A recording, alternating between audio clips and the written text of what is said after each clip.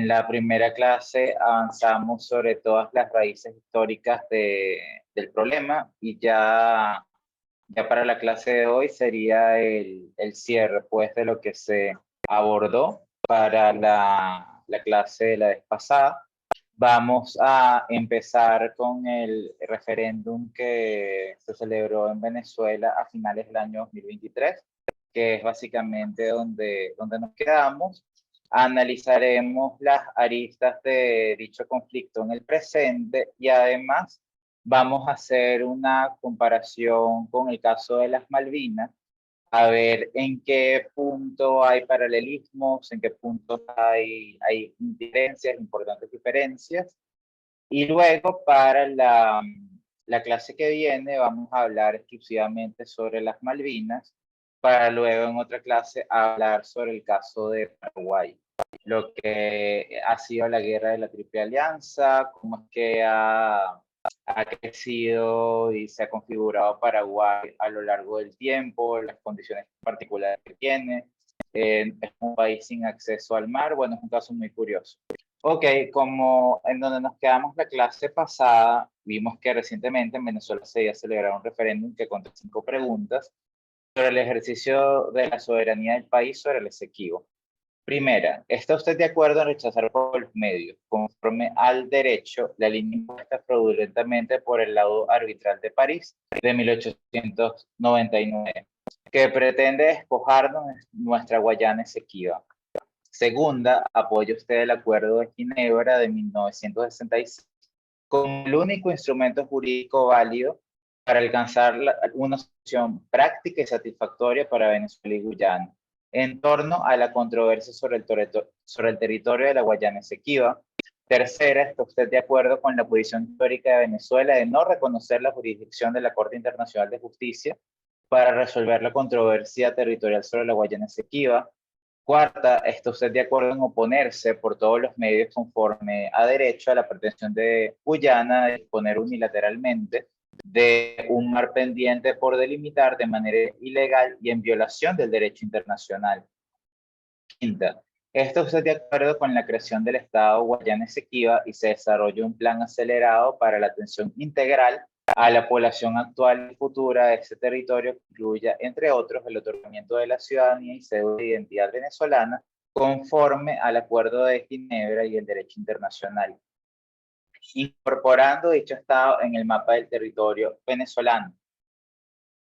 Como es debido contextualizar, Venezuela todavía está atravesando una situación compleja, no solo a nivel interno, sino también a nivel internacional, lo que complica el reclamo de su soberanía en el territorio de la Guayana Esequiba.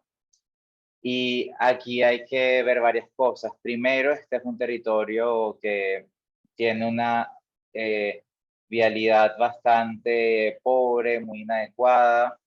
Habría que trazar nuevas rutas. Hay que hacer una inversión en infraestructura muy grande para avanzar en lo que acá se propone. Y bueno, hay distintos análisis sobre este referéndum que se celebró. Hay analistas que se inclinan a que se podría presentar un conflicto a corto o mediano plazo, otros que no, hay incertidumbre al respecto y la razón principal es económica. O sea, Venezuela no está en las condiciones actuales para emprender acciones de mayor magnitud en términos militares para reclamar la soberanía sobre este territorio, que como vimos la clase pasada es mucho más de la mitad del territorio de la Guyana actual. Ok, el actual conflicto entre Guyana y Venezuela puede evaluarse desde varias aristas. En lo geoestratégico, el territorio tiene salida al Océano Atlántico, ampliaría el acceso al mar de Venezuela. Venezuela tiene acceso al Mar Caribe y al Océano Atlántico, pero si recuperara su soberanía sobre este territorio, tendría un acceso al Océano Atlántico en la parte norte aún mayor, más importante. Además, las reservas de petróleo liviano descubiertas en Guyana, sobre todo a partir del año 2015, aumentaron la relevancia del territorio en reclamación. Acá podemos ver que hay una importante razón económica detrás del aumento de la importancia de dicho conflicto. O sea, hay muchos minerales que se están descubriendo en Guyana, y Venezuela, que fue un país que ya desde principios sobre todo desde principios del siglo XX, comenzó a tomar una gran relevancia en la industria petrolera internacional, y las reservas de petróleo liviano fueron agotándose. Recuperar soberanía sobre el territorio que conocemos como la Guayana Esequiba aumentaría la cantidad de reservas de petróleo totales de Venezuela, particularmente las de petróleo liviano. Ahí hay que decir, más allá de que normalmente en la opinión pública se sostiene que el petróleo venezolano es pesado, extrapesado, bitumen. Eso no es del todo cierto. Lo cierto es que en Venezuela siguen existiendo reservas considerables de petróleo liviano. De hecho, las reservas de petróleo liviano que todavía quedan por explotar en Venezuela son de las más grandes en América del Sur.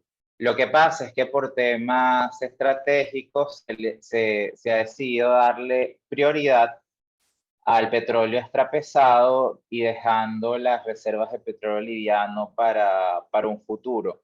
Por supuesto, esto es también un tema controversial en Venezuela, puesto que las reservas de petróleo liviano son de mayor utilidad. Además, hay que considerar que hasta hace unos años el petróleo había bajado considerablemente de precio en los mercados internacionales.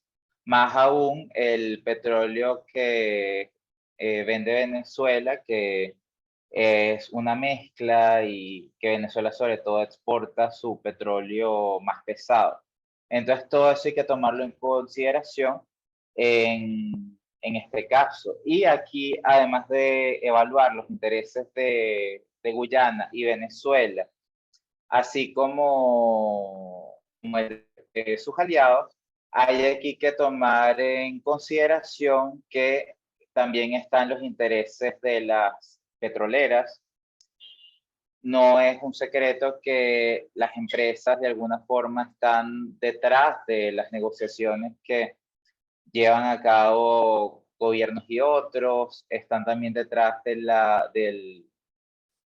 la fijación de una política económica y otra. De alguna forma, las transnacionales son un poder muy grande y que tiene influencia tanto en lo político como en lo cultural, en lo comunicacional, etcétera.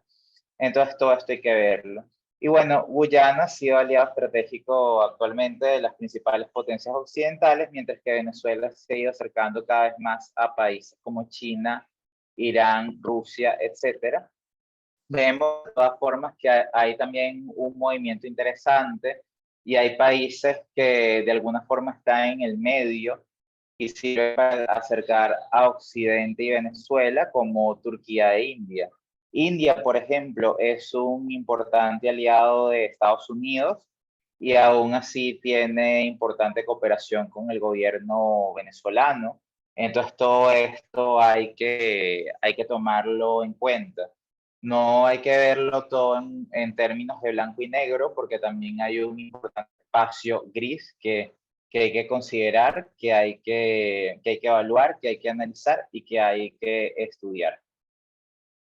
Acá tenemos una cita del político venezolano Jorge Rodríguez, actual presidente de la Asamblea, Parlamento venezolano. Alguna gente dice que del Tamacuro limita con Guyana. Eso es mentira, eso es inexacto. El estado del Tamacuro limita con el futuro estado de la Guayana Esequiba a partir del próximo 4 de diciembre. Se refiere 4 de diciembre del año que acaba de pasar, 2023. Afirma Rodríguez durante el acto de cierre de campaña por el referendo consultivo, que lo mencionamos hace unos minutos, en campaña de la gobernadora de la entidad. Es muy importante entender que Venezuela, más allá de las dificultades que está atravesando, ha aprobado un presupuesto ya para la Guayana Esequiba y de alguna forma eso quiere decir que de aquí a unos años la región va a tomar mucha más relevancia de la que ha tenido para el diseño de las políticas públicas en toda su alcance, complejidad, en todas sus etapas para lo que es el gobierno venezolano. Y también la misma región le está prestando mucha más atención. Vemos que el presidente colombiano, Gustavo Petro, ha llamado en los últimos días a frenar, a darle un parado a las inversiones y las concesiones petroleras en la zona en reclamación. Petro, como mediador, él sostiene que mientras exista esta disputa y existan tantos puntos por aclarar entre Guyana y Venezuela, deben detenerse estos procesos de otorgamiento de concesiones, de exploración, de explotación petrolera, porque de alguna forma todo eso está en un estado muy endeble. O sea, entonces ahí hay actualmente toda una discusión. El gobierno venezolano quiere también aprovechar la oportunidad de dar las concesiones a las transnacionales petroleras el mismo, quitarle a Guyana el papel que ha tenido en los últimos años. Entonces podemos ver acá que el factor energético es muy importante, como ya acá veo el chat. Ok, buenas tardes. Pensé que era una pregunta. Bueno, aprovecho el espacio que acabo de leer el chat para indicarles que son libres de hacer cualquier pregunta. O sea, estoy abierto a escucharlos. Solamente les pido, por favor, para el mayor aprovechamiento de la clase, que no se extiendan más de un minuto cuando realicen la pregunta, de manera tal que podamos desarrollar mejor la clase y que se puedan también atender las interrogantes que tengan sus compañeros. De todas formas, al final de la clase también hay un espacio para dejar opiniones, dudas, etc. ¿Ok? El 29 de marzo de 2018, además, hay que señalar que Guyana presentó una solicitud de iniciar un procedimiento judicial ante la Corte Internacional de Justicia para que se aceptara su soberanía sobre la región del Esequibo. Este territorio, que es una pequeña colonia británica que se independizó en el siglo XX, sustentó su solicitud en la decisión de una Corte de Arbitraje Internacional en 1899, que lo desarrollamos ya la clase pasada, y esta corte en su momento había resuelto el asunto entre el antiguo Imperio Británico, Guyana era parte de este como provincia, y según Guyana, este laudo fue una solución completa, perfecta y definitiva de las cuestiones fronterizas entre los dos países. Es importante además señalar que lo que hoy es Guyana comprende lo que fueron 3 asentamientos holandeses establecidos a principios del siglo XVII en Sudamérica: Berbice, Demerara y Esequibo. De ahí también viene que la región se conoció por un tiempo como la Nueva Neerlandia. De ahí también viene el nombre que se le da a los Países Bajos en inglés. Y bueno, Holanda luego cedió esos territorios al Reino Unido, que en 1831 consolidó la colonia llamada la Guyana Británica. Más tarde, en 1810, cuando se independizó de Venezuela del Imperio Español, los límites no quedaron establecidos, y tras el descubrimiento de oro en el río Cuyuní a finales del siglo XIX, estalló un conflicto entre Venezuela y Reino Unido por la soberanía del territorio. Estados Unidos en el siglo XX y también en el siglo, no, en el siglo XIX y también en el siglo XX, sirvió como mediador y logró que ambas partes resolvieran el conflicto de manera pacífica. por medio de una corte de arbitraje internacional. Sin embargo, bueno, como revisamos la clase, este tema volvió a tomar relevancia. Venezuela hizo un esfuerzo de volver a fijar los límites en la segunda mitad del siglo XX. Bueno, con lo que podemos ver en esta lámina, vemos que eh, hay dos puntos económicos importantes a señalar, a destacar y a poner en relieve. Primero, el tema del descubrimiento de oro durante el siglo XIX. Vemos ahí un interés económico en la explotación mineral, así como en los años recientes, el descubrimiento de importantes reservas de petróleo, sobre todo de petróleo liviano, avivaron el interés en esta región, más allá de que no es la única fortaleza que tiene, como vamos a ver pronto. Y bueno, Venezuela, esto lo vemos por encima porque hablamos ya suficientemente de esto la vez pasada. Venezuela respetó lo que se acordó en dicho arbitraje a finales del siglo XIX hasta 1962, cuando el Reino Unido estaba haciendo preparativos finales para la independencia de la Guayana Británica.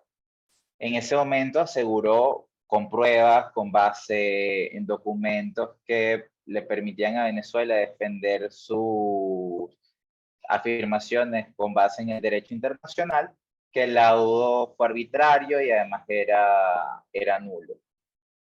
Ok, el interés para su momento era más político que económico, aunque ambas cosas influyen. El presidente venezolano de entonces, Rómulo Betancourt, tenía preocupación por el futuro mandatario de Guyana, quien era cercano a las doctrinas comunistas y además podía representar una amenaza para el país. Hay que considerar en todo este contexto que Venezuela fue para ese momento, uno de los principales defensores de la democracia liberal en la América del Sur. De hecho, para quienes quieran profundizar en la cuestión, hay algo que en política internacional, sobre todo en América Latina, se llegó a conocer como doctrina Betancourt.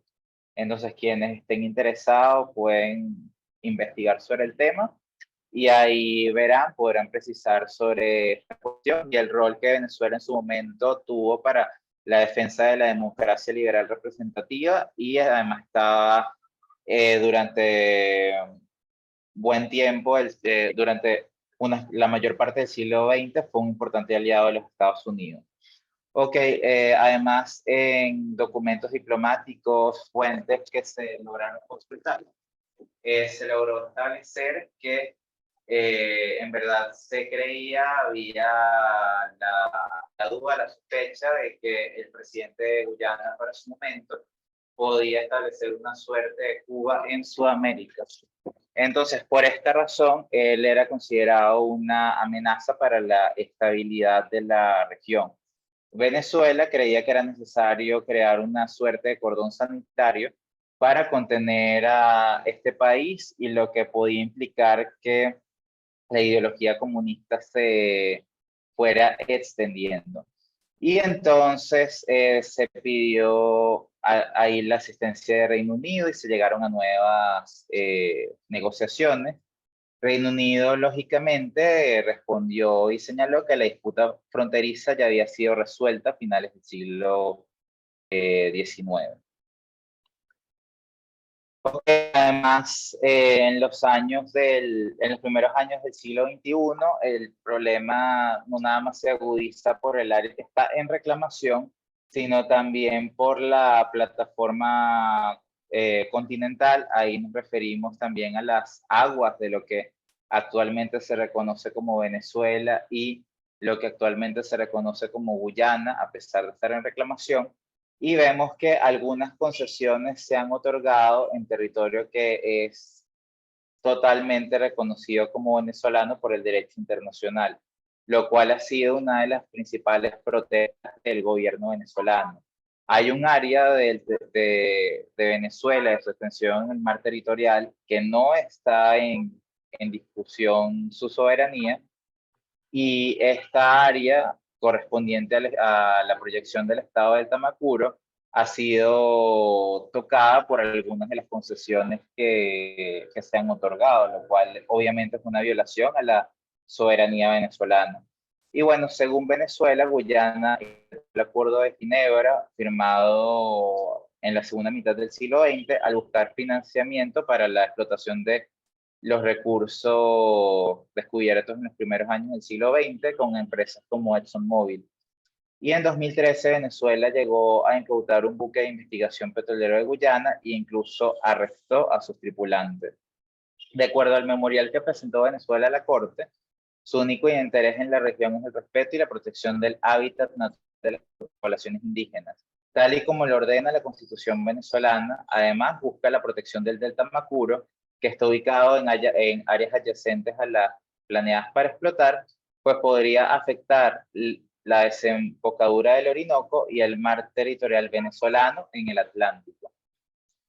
El 30 de enero de 2018, 52 años después y tras varias intervenciones de la ONU por casi un cuarto de siglo para intentar resolver por buenos términos la disputa, el secretario general de este organismo determinó que el proceso diplomático no había logrado una solución pacífica de la controversia, más allá de los esfuerzos realizados.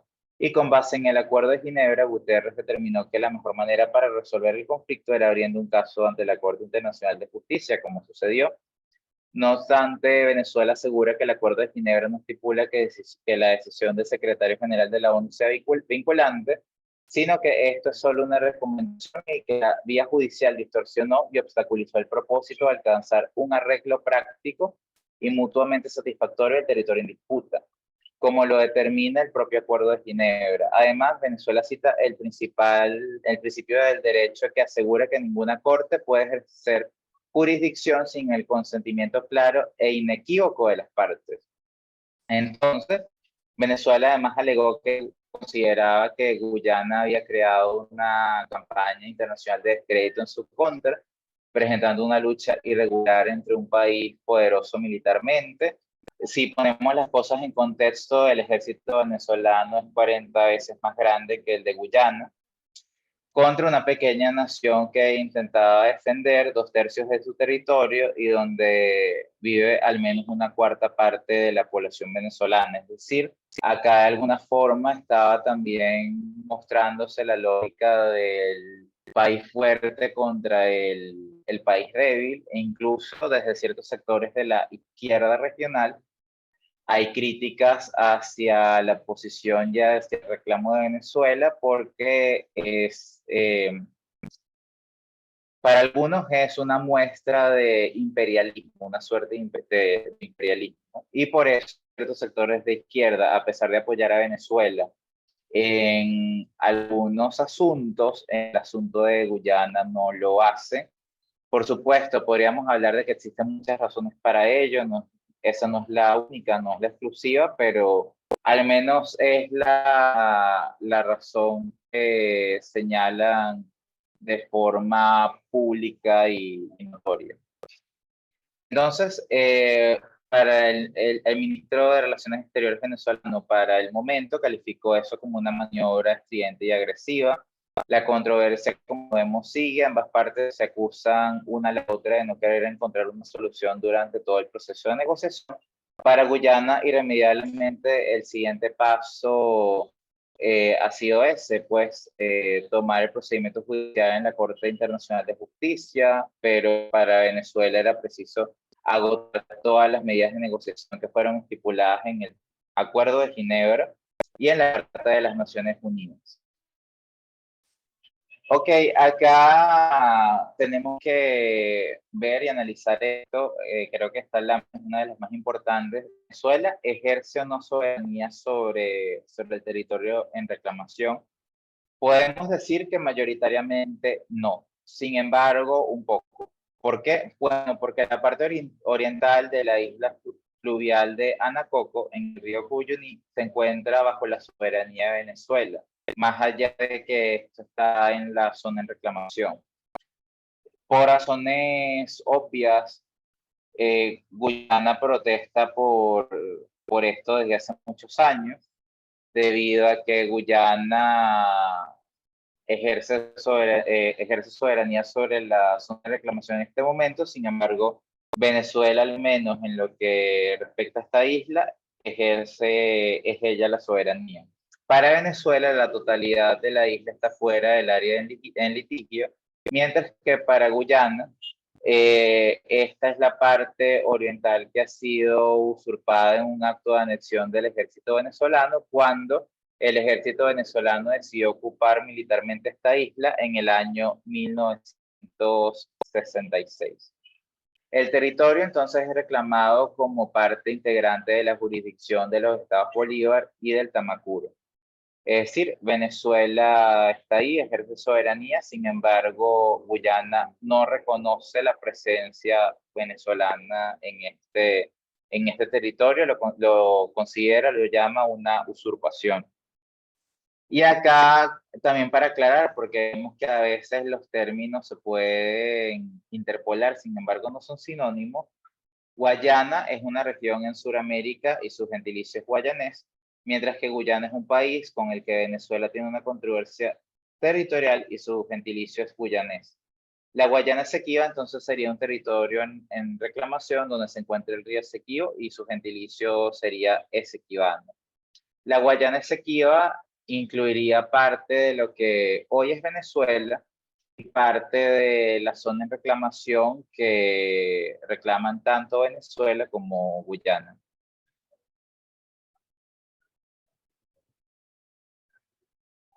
Ok, he recibido una pregunta, voy a intentar leerla debido a que el portugués tiene ciertas similitudes con el español, voy a hacer el esfuerzo. ¿Cómo funciona el papel de los mediadores de conflictos internacionales, caso Unión Europea y Estados Unidos, en relación al territorio de Guyana y Venezuela? Bueno, esa es una excelente pregunta. Bueno, acá debemos poner en contexto además lo que pasó pues a finales del siglo XIX con la participación de los Estados Unidos. Vemos dos cosas. Bueno, Estados Unidos de alguna forma, claro, hizo su mayor esfuerzo por mediar a favor de las partes, pero quien salió en verdad beneficiado fue Bretaña para su momento. Vemos que acá hay un gran problema cuando analizamos la cuestión en factores de poder, al menos si tomamos en consideración lo que pasó con el laudo arbitral de finales del siglo XIX, y es la simetría que existe entre Gran Bretaña y Venezuela. Gran Bretaña, que para finales del siglo XIX era la principal potencia del mundo en varios indicadores, lógicamente era un país más influyente, más poderoso que Venezuela.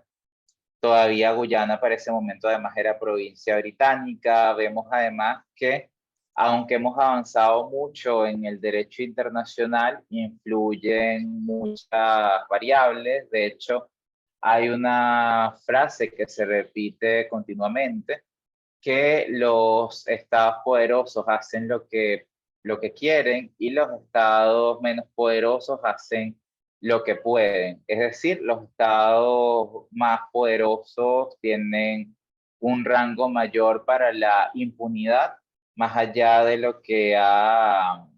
de todos los avances que se han logrado en materia del derecho internacional.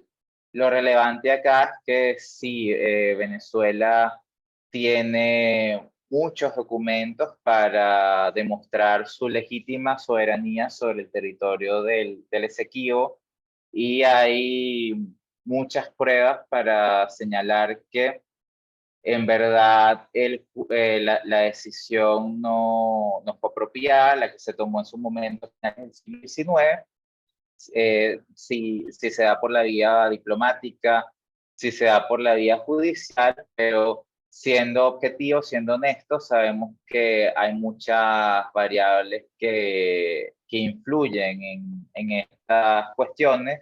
Vemos que todavía el derecho internacional hay numerosos recursos que no terminan de definirse, de establecerse. Entonces, de alguna forma, el derecho internacional todavía no es perfecto, queda mucho por corregir, queda mucho por delimitar, por afinar. Hay hasta discusiones de que estamos de todas formas en un mundo en el que unas potencias, en el que un lado del mundo se impone sobre el otro, eso es cierto. Sin embargo, también hay que señalar como duda legítima a quienes proponen un nuevo mundo multipolar, multicéntrico, que hace siglos tuvimos una situación más o menos similar. El mundo ha tenido momentos en el que ha sido más multipolar que unipolar y no necesariamente fue un mundo más justo. Entonces todo eso también tenemos que tomarlo pues en cuenta ahí. Y bueno, por supuesto, también aquí hay que ver y contextualizar que actualmente Guyana no es una provincia de Gran Bretaña como lo fue en su momento, ahora es un país independiente, al igual que Venezuela, los dos son países pues independientes. Claro está, y hay que decirlo muy sinceramente, acá también influye el lobby que puedan hacer las empresas transnacionales y las negociaciones que éstas puedan alcanzar tanto con Venezuela como con Guyana. Entonces, hay todo un tema y que hay que analizar profundamente en los diversos niveles, en lo interno, en cada país, en lo regional y también en las mismas bases del derecho internacional. Entonces, bueno, espero haber respondido a la pregunta de Martín. Entonces, sigo pues con la clase.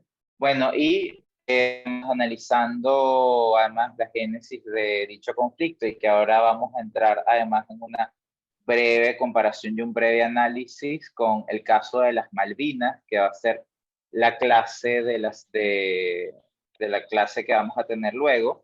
Vemos que toda frontera es la epidermis de un estado, es decir, la frontera es una franja del territorio que funciona como superficie de contacto con los estados vecinos a ambos lados de estos límites. Por lo tanto, las fronteras naturalmente constituyen ámbitos de tensiones y conflictos. A ver, entre otras cuestiones, aquí hay que hablar sobre los alcances espaciales del poder. Si vemos la situación y la evolución de las fronteras a nivel mundial a través de la historia, son prácticamente inexistentes los países que no han ganado ni han perdido territorio en los últimos 100, 200 años. Podemos ver lo que pasó en Europa a raíz de la Primera y la Segunda Guerra Mundial. A ver, tomemos el mapa de Italia, tomemos el mapa de Austria y de otros países. ¿Por qué en algunas regiones de Italia se habla alemán? Un dialecto muy específico y muy especial del alemán, bueno, porque esas zonas eran originalmente germánicas y fueron cedidas en el siglo XX a raíz de todos los conflictos bélicos que tuvieron lugar en ese periodo de tiempo. Y además estamos viendo lo que sucede actualmente en Ucrania, que es una situación que todavía sigue en desarrollo y encendió las alarmas. Las alarmas siguen además encendidas porque Europa desde hace mucho tiempo no ve en su propio eje un conflicto de tan gran magnitud en su región, pues. Entonces ahí también está un problema, pues se creía que un conflicto de tales dimensiones no iba a suceder y pues ha sucedido. Ucrania, más allá de sus limitaciones, de que en los indicadores está muy detrás de los países que conforman la Unión Europea, es un país que tiene una importante extensión de territorio. Claro, no, Ucrania no es tan grande como Rusia, pero sí es mucho más grande que los países que conforman la Unión Europea. Y un país de esas dimensiones territoriales está en el estado que está ahora. Entonces, todo eso, pues, hay que tomarlo en cuenta. Pues, las fronteras son polisémicas, van evolucionando. Hay aspectos culturales, étnicos, lingüísticos, que hay económicos y hasta religiosos que hay que tomar en cuenta para comprenderla. Así, las fronteras podemos decir que son construcciones humanas y cada país, estado o región adopta la identidad en estos ámbitos. Y al ser cambiantes, se pueden producir situaciones de tensión y conflicto en aspectos políticos, económicos y territoriales, entre otros. Aunque existen muchas definiciones de frontera, es el límite su elemento común universal y vemos que en la historia de las relaciones internacionales entre naciones y estados, también, a ver, podemos ver la historia de la política internacional como la historia de las fronteras físicas, militares, religiosas, étnicas, políticas y culturales, sean fronteras reales o imaginarias, porque de alguna forma la historia de la política también ha sido la historia de la guerra. La historia de la guerra, la historia de la distribución del poder, la historia de los factores de poder, en donde hay varias partes que tienen que ponerse o no de acuerdo, si lo logran. Si la negociación fracasa, entonces se acude a la vía de la fuerza. Entonces, al final, a raíz de esto que estoy señalando, estoy escribiendo, es que existe esa visión de que la historia de la política internacional es la historia de la guerra. Y bueno, las fronteras imaginarias, representaciones del imaginario social colectivo, se sustentan en la creencia para existir, y la frontera hasta tiene incluso una dimensión familiar. Si vemos eso desde ese punto de vista, lo que es frontera entre una región y otra, sobre todo en lo que es el actual conflicto ucraniano, ruso-ucraniano, adquiere una dimensión mucho más compleja de análisis. La frontera nos une y nos separa al mismo tiempo. La frontera de alguna forma defiende al hombre de lo desconocido, de manera que fija un límite, fija un rango de acción, hasta dónde puede llegar una persona, hasta dónde puede llegar un grupo y hasta dónde no pueda llegar, nos da una sensación de protección, de legalidad. Eh, Son los límites incluso de la diversidad cultural, de nuestro tránsito. Y bueno, en este sentido conviene recordar que para el filósofo político Thomas Hobbes, esencial para el estudio de la política internacional y de la ciencia política en general, y de una gran relevancia en la corriente realista en la teoría de las relaciones internacionales, el miedo es una característica intrínseca del hombre. Por esta razón, los estados protegen sus intereses a través de soldados y murallas porque tienen miedo de sus vecinos, incluso en periodos de paz.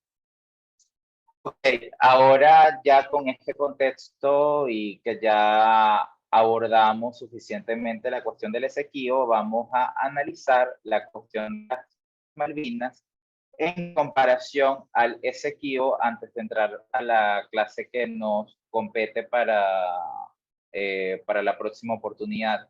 La cuestión de las Islas Malvinas, entendida como la disputa de soberanía entre la República Argentina y el Reino Unido, eh, ya sean las Islas Malvinas, Georgias del Sur, Sandwich del Sur y los espacios marítimos circundantes, tienen su origen el 3 de enero de 1833, cuando el Reino Unido, quebrando la integridad territorial argentina, ocupó ilegalmente las islas y expulsó a las autoridades argentinas, impidiendo su regreso, así como la dedicación de argentinos provenientes del territorio continental. Desde entonces, la Argentina ha protestado regularmente la ocupación británica, ratificando su soberanía y afirmando que su recuperación, conforme el derecho internacional, constituye un objetivo permanente e irrenunciable. A diferencia del caso de la disputa entre Guyana y Venezuela, hay que señalar que aún no ha tenido una guerra entre ambos estados. Entre ambos estados nos referimos a Guyana y Venezuela, mientras que en el caso de las Islas Malvinas ya hubo un enfrentamiento bélico de importantes magnitud. magnitudes. Claro, aquí está y también hay que ponerlo en relieve, hay que señalarlo. Cabe destacar que la población actual de las Islas Malvinas no tiene tanto que ver con la población que hoy reside en la Argentina, tanto en idioma, componente étnico, racial, etcétera. Algo similar podemos ver que sucede en la población de Guyana, donde residen muy pocos venezolanos. De hecho, a raíz del referéndum se tomaron ciertas medidas y hubo algunos momentos de tensión con la población venezolana que actualmente reside en Guyana. Entonces todo esto influye. A ver, viendo por ejemplo el caso de Guyana, y eso también de alguna forma aplica para el de las Islas Malvinas, la incorporación de dichos territorios implicaría también saber manejar adecuadamente una situación que puede ser traumática para los habitantes en el sentido de adaptarse a una cultura con la que no han tenido tanto contacto, aprender otro idioma, aprender también a lidiar con toda una burocracia que les puede ser ajena, porque de alguna forma un estado tiene ciertas costumbres, ciertas formas de hacer las cosas en cuanto a su derecho, a su ordenamiento. Los habitantes de la actual Guyana y de la zona de reclamación han estado acostumbrados a lidiar con la forma en la que se hacen las cosas en Guyana. Algo similar también ocurre en las Islas Malvinas. Trasladar todo de un territorio a otro y que un Estado ejerza ahora su soberanía allá sería un proceso complicado en ese sentido, hasta traumático, hay que decirlo. Y bueno, dentro de todo hay que decir y señalar que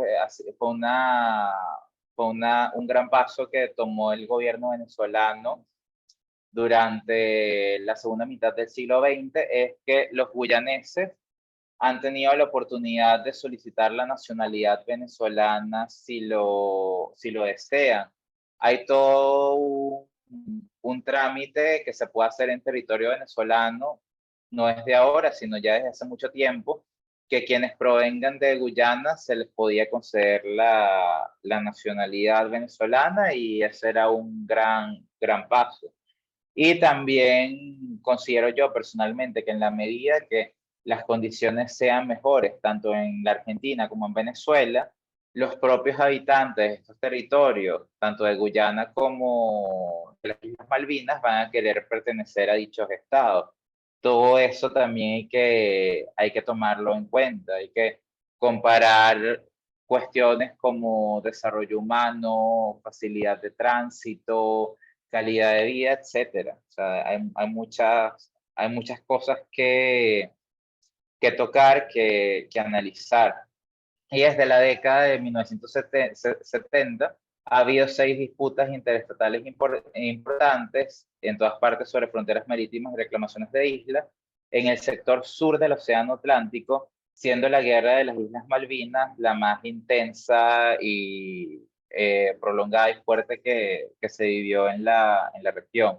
Económicamente hay diferencias entre el reclamo que se hace sobre la zona de reclamación, la Guayana Esequiba, y esta zona, pues el territorio de las Islas Malvinas. La verdad es que económicamente la región de las Islas Malvinas desempeña un papel menor, sobre todo después de la apertura del Canal de Panamá a principios del siglo XX. ¿Por qué? Porque casi todas las rutas comerciales importantes pasan exclusivamente por el hemisferio norte, es decir, por la cuenca norte del Océano Atlántico, y donde Panamá y Colombia tienen, y bueno, podría Nicaragua hacerlo en un futuro si se llegara a construir el canal de Nicaragua, un proyecto que ha existido durante muchísimo tiempo. Es que la verdad todo pasa por la cuenca norte del Océano Atlántico y también la conexión interoceánica entre lo que es la zona ahí de Panamá, en Nicaragua, Colombia. Entonces, esta zona tiene una relevancia menor en ese sentido. Además del comercio que pasa por el hemisferio sur, la mayor parte va desde Europa hasta el lejano oriente, alrededor del Cabo de Buena Esperanza en África. Entonces no pasan muchos bienes comerciales por el Atlántico Sur.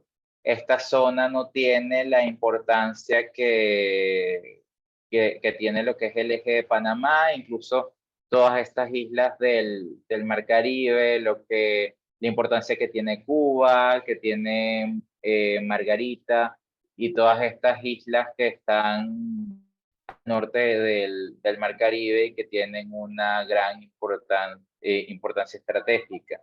No pasa lo mismo con las Islas Malvinas. De todas formas, el Reino Unido igualmente encuentra valor estratégico en mantener una presencia en el Atlántico Sur.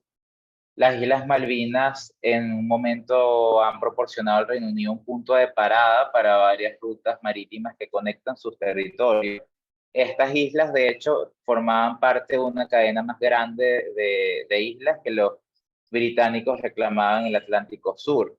Ascensión, Santa Elena, Georgias del Sur y Sandwich del Sur, junto con algún territorio en la Antártida. Es decir, la importancia de las Islas Malvinas hay que verla y hay que analizarla primero.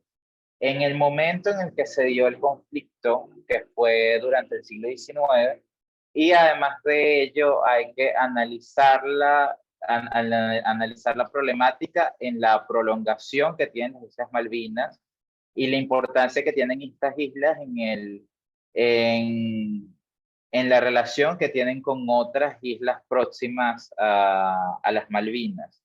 Entonces, la Marina Británica y sus aliados con los que Gran Bretaña comparte una estrecha relación podían utilizar estas islas como estaciones de servicio o para realizar operaciones militares, caso de que surja la necesidad.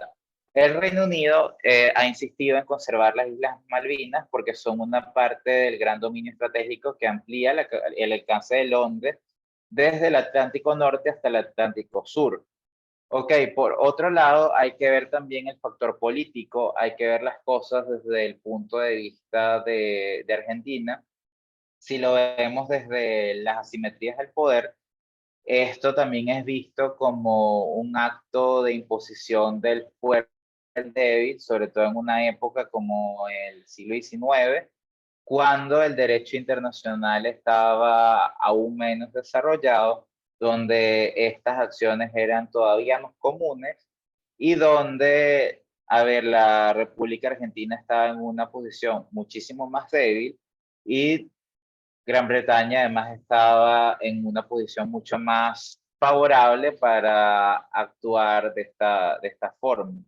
Todo esto hay que verlo y hay que contextualizarlo. Y también el reclamo de la soberanía argentina sobre las Islas Malvinas, en esto de todas formas podríamos hacer paralelismo con el caso venezolano, también tiene un componente nacionalista, con las implicaciones que tiene para ambas jurisdicciones, Argentina y Venezuela, avivar el nacionalismo en sus estados, en los territorios que controlan.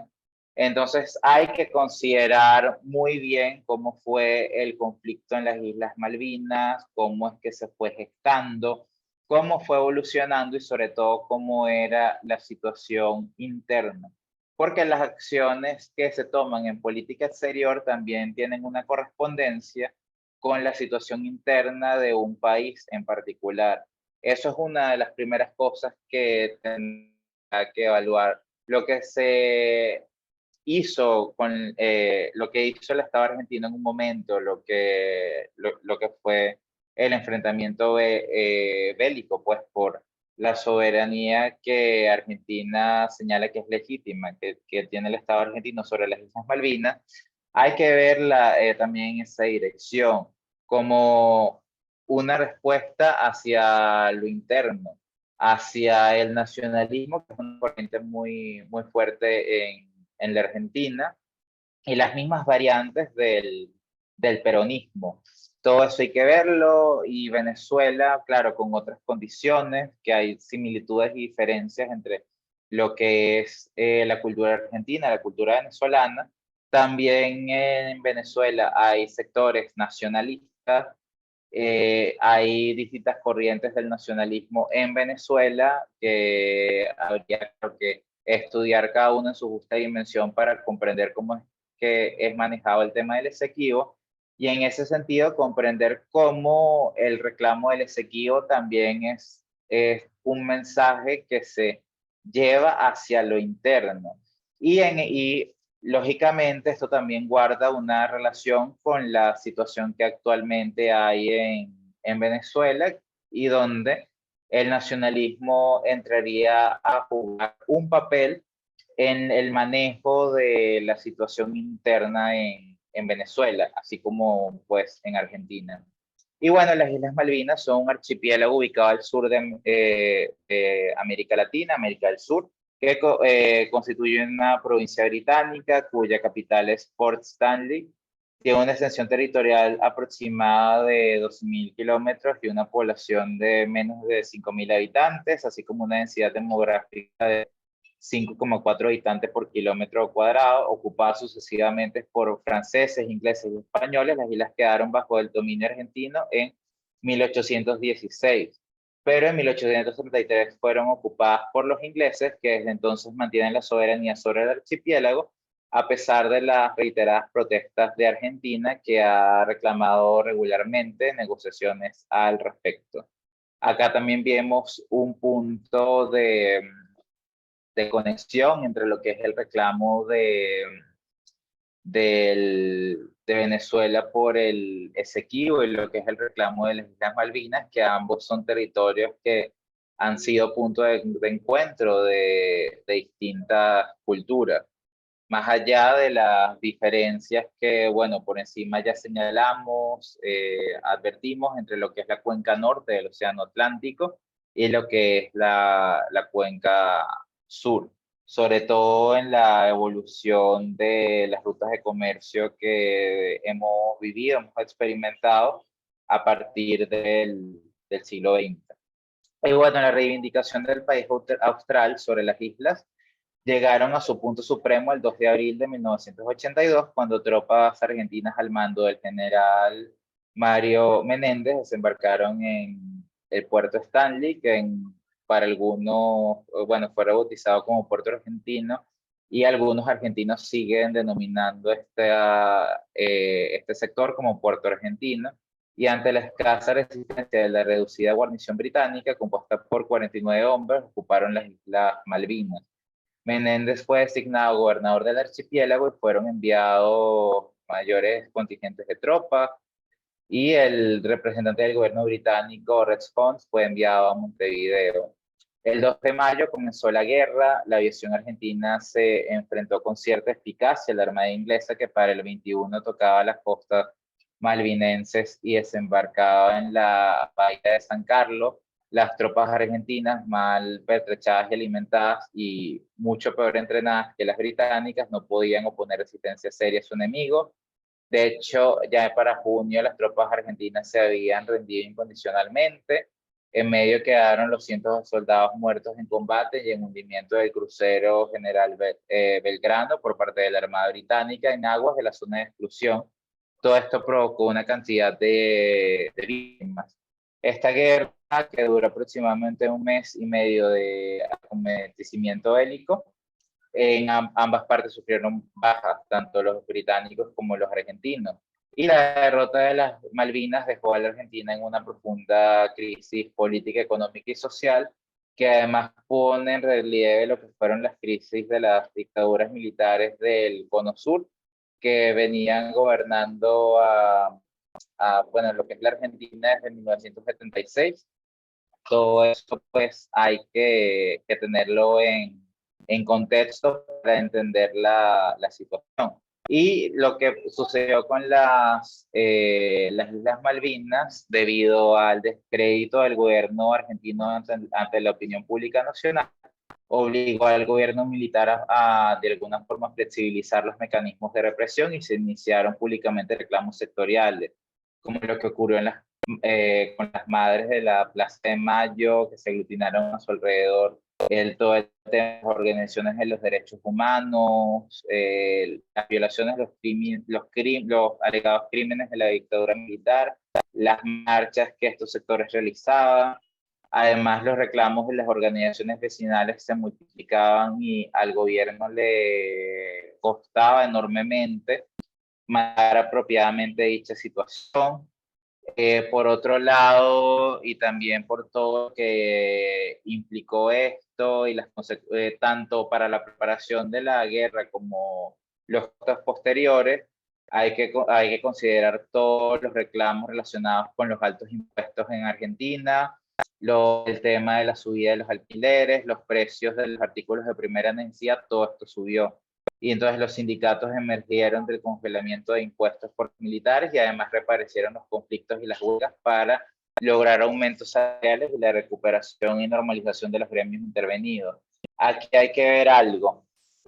Por supuesto, en lo interno, si la Argentina habría ganado, otra historia habría sido para el manejo de la opinión pública. El gobierno se habría visto fortalecido en su accionar en varios frentes, pero la pérdida y la derrota, además de la situación que ya se estaba viviendo, empeoraron mucho el margen de maniobra y de acción que tenía el gobierno argentino ante todo lo que pasaba en lo social, en lo económico, en lo político.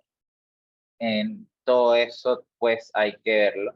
Y las causas de esta trágica aventura militar se relacionan con la irresponsabilidad y las erróneas previsiones de los mandos militares argentinos, que pensaron que obtendrían el apoyo estadounidense, y también ellos contaban con la indiferencia de los británicos, no pensaban que la respuesta de los británicos iba a ser la que se vio.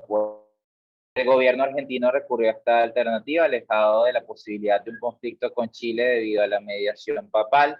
Aquí hay que considerar y entender muy bien que el Vaticano no nada más es un ente que opera en lo religioso, sino que el Vaticano también tiene una voz política. El Vaticano incluso tiene servicio de inteligencia, tiene servicio diplomático, tiene embajadas a lo largo y ancho del mundo. Eso hay que tenerlo siempre en cuenta.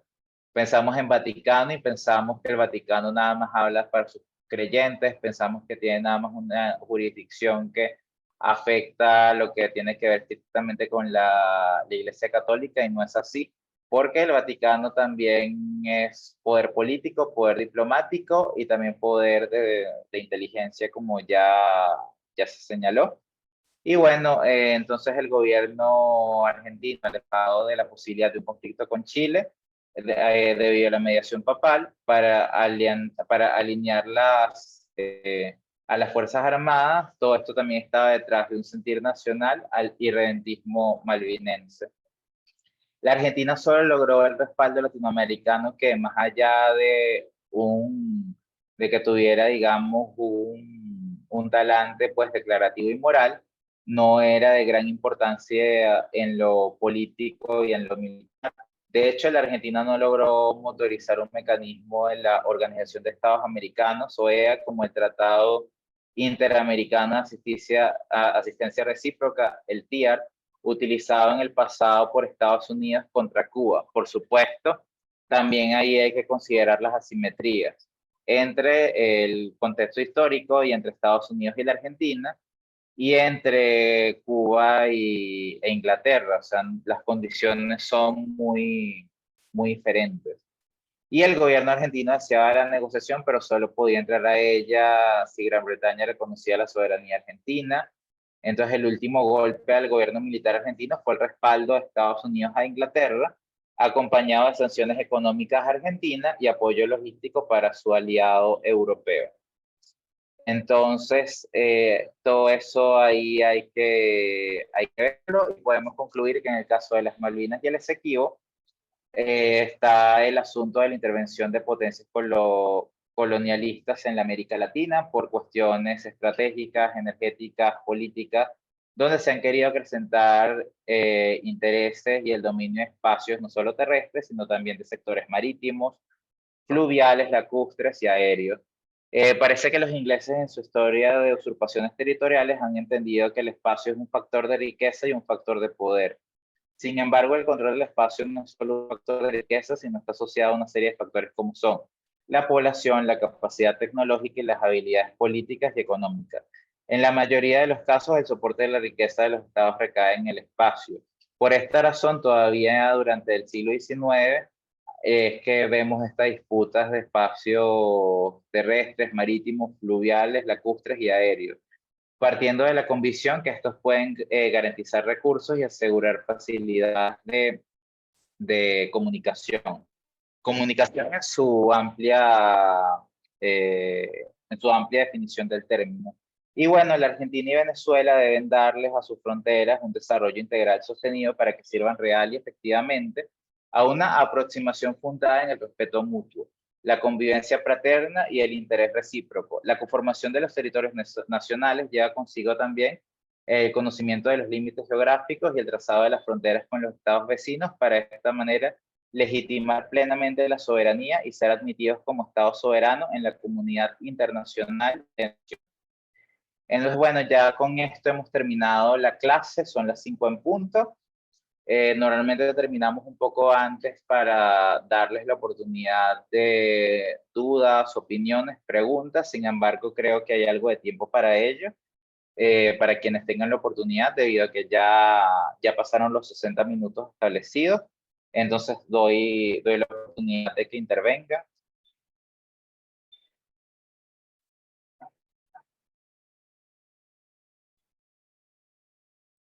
Y ¿Alguien bueno, tiene una pregunta o alguna...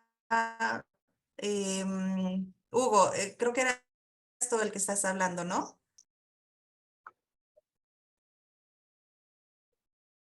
Ok, Verónica, puedes activar tu audio, adelante. Sí, no entendí. Actualmente las Malvinas, ¿a quién pertenecen? las Malvinas, la Argentina no ejerce soberanía sobre las Malvinas. Siguen siendo una provincia, no son un territorio independiente, sigue viviendo una cantidad pequeña, mínima, pues, de población. Es un territorio que sobre todo vive de la pesca, no hay importantes recursos minerales en su adyacencia. La Argentina es un territorio que la Argentina sigue reclamando como suyo, las Islas Malvinas, pero no ejerce su soberanía, a diferencia pues del caso de Guyana, donde Venezuela ejerce soberanía, al menos en la isla de Anacoco, que ahí igual hay una discusión, porque Venezuela considera que la isla de Anacoco es plenamente venezolana, incluso está fuera del área de reclamación, y Guyana no admite esto, sobre todo porque acá en esa isla hubo una incursión armada en la década de los 60 del siglo pasado, siglo XX. Gracias.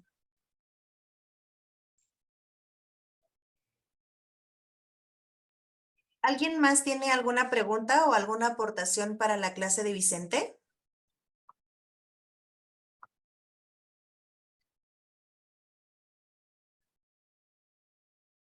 Ok, entonces damos por finalizada lo que es tu clase, Vicente. No sé si quieras decir algo más para finalizarla. Sí, bueno, muchas gracias a todos por asistir a la clase, por estar atentos. Bueno, también he hecho la oportunidad de cierre para, bueno, leo las gracias que da Hugo Maldonado en el chat.